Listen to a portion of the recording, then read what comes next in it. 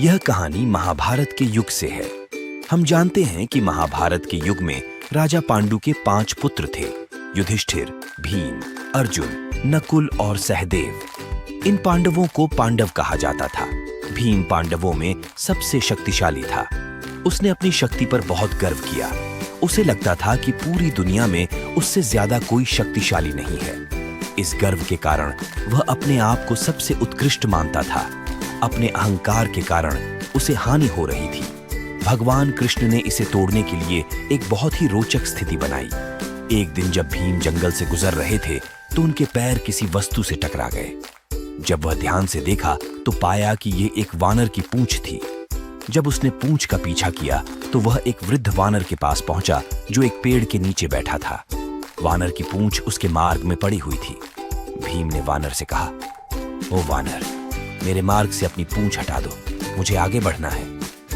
वानर धीरे धीरे अपना चेहरा भीम की ओर फिराया और कहा, मैं बहुत बूढ़ा हो गया हूं और मुझे बीमारी भी है।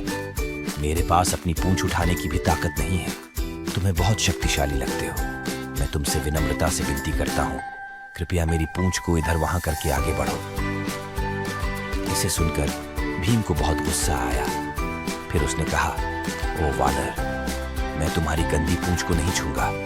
जल्दी से अपनी पूंछ मेरे मार्ग से हटा दो। वानर ने कहा, भाई, मैं बहुत कमजोर हूं। मैं अपनी पूंछ उठाने में सक्षम नहीं हूं। कृपया अपने गदा के साथ मेरी पूंछ को हटा दो। तब भीम ने जवाब दिया, अगर मेरा गदा तुम्हारी पूंछ को तोड़ दे तो? वानर हंसते हुए बोला, और अगर तुम्हारा गदा मेरी पूंछ को हटाने के दौरान टूट गया तो? वानर की इस जवाब से भीम का रोष उसके सिर पर चढ़ा। उसने महसूस किया कि वानर उसके साथ मजाक कर रहा था। अपने अहंकार में अंधे होकर भीम अपने गुस्से को नियंत्रित नहीं कर सका और गदा के साथ पूंछ को हटाने का प्रयास किया, लेकिन पूंछ 1 इंच भी नहीं हिली।